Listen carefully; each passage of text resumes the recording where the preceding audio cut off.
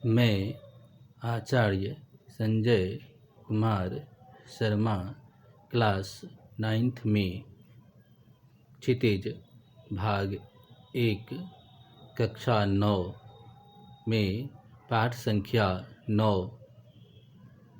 का कवि परिचय प्रस्तुत कर रहा हूँ। पाठ संख्या 9 में संत कबीर द्वारा लिखा हुआ साखियाँ और शब्द है। सबसे पहले मैं आपको संत कबीर का जीवन परिचय बता देना चाहता हूँ। संत कबीर के बारे में अनेक किंवदंतियाँ प्रचलित हैं।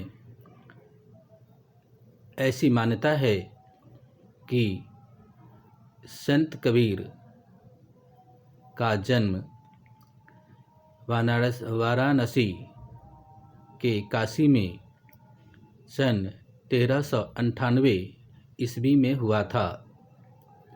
ऐसी मान्यता है कि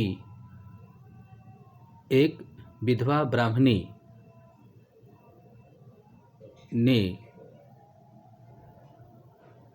संत कबीर को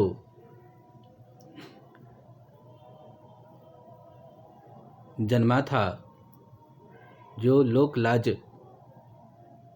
से बचने के लिए लहरतारा नामक तालाब के नीचे रख दिया था।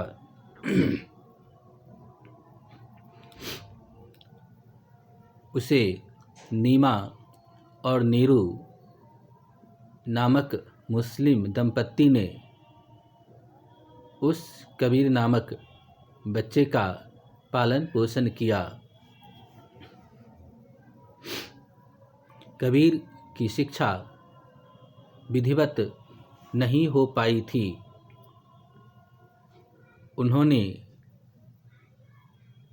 आध्यात्मिक ज्ञान, पर्यटन, सत्संग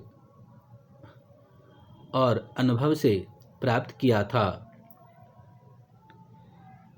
संत कबीर ने अपनी शिक्षा के बारे में स्वयं लिखा है कि मसीह कागद छुयो नहीं, कलम गही नहीं हाथ। अर्थात मैंने मसीह और कागज को हाथ से कभी स्पर्श ही नहीं किया। वे अनुभव के आधार पर काव्यों की रचना करते थे। कबीर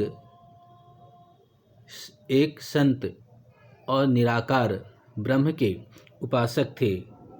वे हिंदू और मुसलमान दोनों में एक ही ईश्वर को मानते थे। कबीर की भाषा अनमेल खिचड़ी की तरह है। इन्होंने अपने काव्यों में अनेक भाषाओं को स्थान दिया है, जैसे राजस्थानी, गुजराती, अरबी, फारसी आदि शब्दों के प्रयोग कबीर के काव्यों में देखने को मिलते हैं। कबीर उच्च कोटि के संत थे। ये व्यंग काव्य रचने में हिंदी साहित्य में इनका जोरा नहीं है। ये दोहा के रूप में व्यंग लिखने में ये महारत हासिल किए हुए हैं। कबीर की रचनाएं बीजक, रामायणी और शबद, ये 3 काव्य हैं। कबीरदास की समस्त रचनाएं कबीर ग्रंथावली में संकलित है।